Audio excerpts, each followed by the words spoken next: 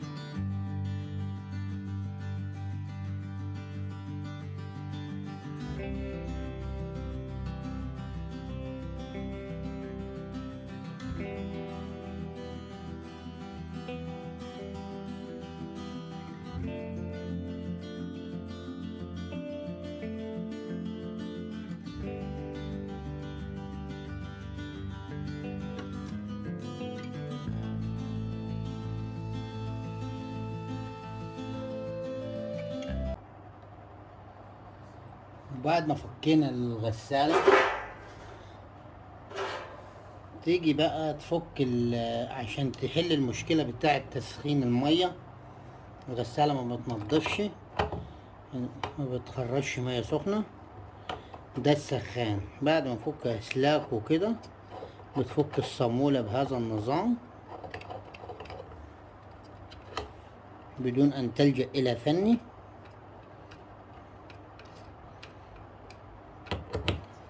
بيبقى 10 على حسب الربط عندك، حسب المسمار الراكب عندك.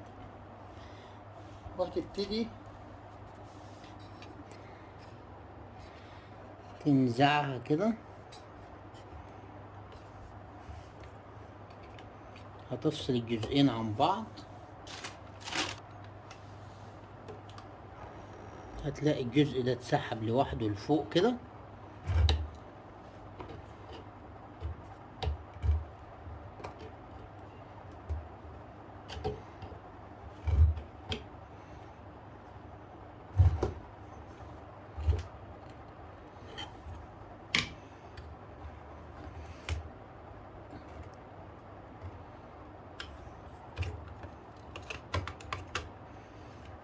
وتخرج السخان بكل سهولة. اللي انت شايفه ده السخان بتاع المية اللي بيسخن المية، تخرجه من هنا. ده السخان بيتسحب كده لفوق،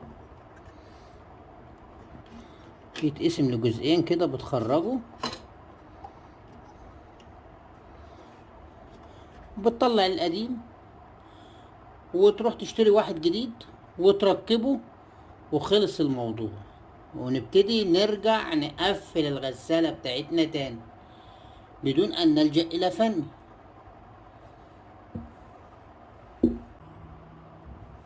طبعا لما تيجي تركبها لازم تضغطها جامد كده عشان المية ما تسربش، تدخل الربل ده حلو قوي كده. تبتدي بقى تجمع المسمار اللي تحت ده، ترجعه لوضعه، والمشكلة اتحلت معاك.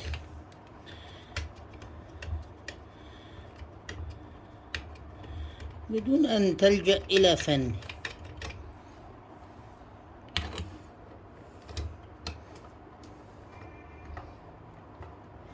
جمعها حلو كده عشان المية المية ما تسحبش لبره.